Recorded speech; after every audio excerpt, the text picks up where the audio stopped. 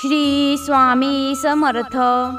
या 5 चांदीच्या वस्तू ज्या घरात असतात तेथे धनलक्ष्मी प्राप्त होते। चांदीच्या वस्तू धनदौलत खेचून आणतात असे पुराणात सांगितले आहे।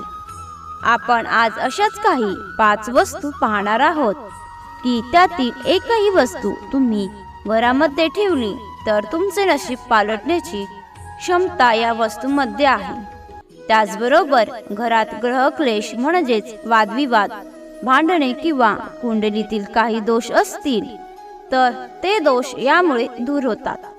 तर या चांदीच्या वस्तू कोणत्या ते आपण पाहणार आहोत। तर चांदीच्या कोणत्या वस्तू खरेदी करायच्या आहेत, तर चांदीच्या कोणत्या वस्तू खरेदी करायच्या आहे आणि हे चांदीच्या वस्तू कोणत्या ठिकाणी ठेवायला हव्यात हे सुद्धा आपण पाहणार आहोत।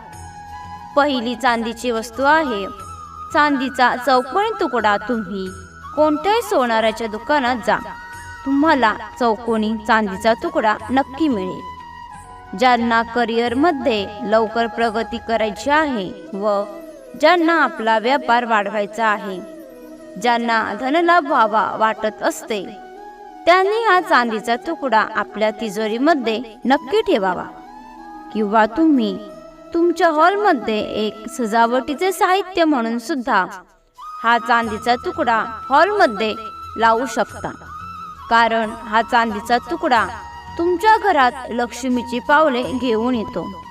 दुसरी चांदीची वस्तू म्हणजे चांदीची चैन।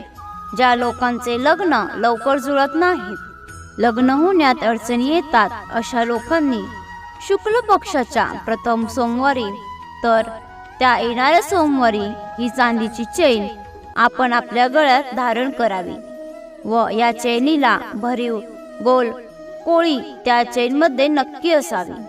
असे केल्याने लग्नाचे योग लवकर जुळून येतात व ज्यांच्या कुंडलीमध्ये राहू हे प्रथम भाव आहे त्यांनी देखील चांदीची चैन नक्की धारण करावी। तिसरी चांदीची वस्तू आहे चांदीचा हत्ती। ज्या लोकांना वाटते की आपला व्यापार दुप्पट वेगाने प्रगती करावा, अशा लोकांनी चांदीचा हत्ती जरूर ठेवावा।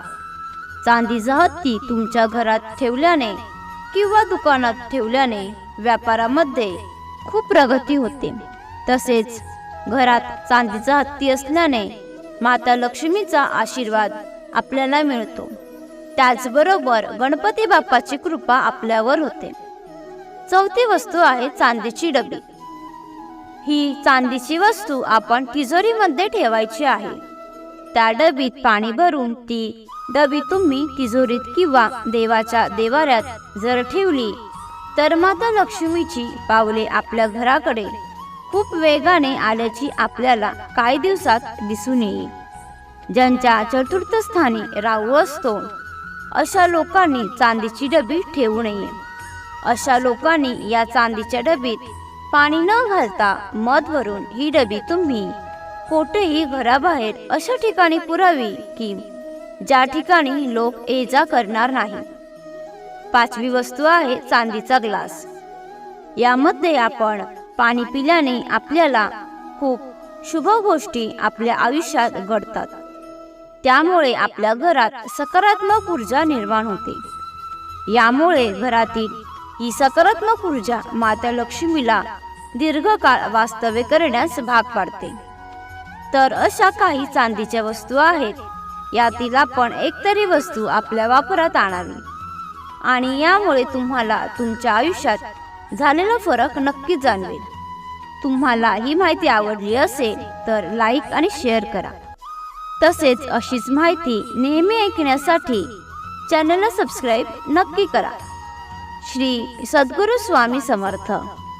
धन्यवाद।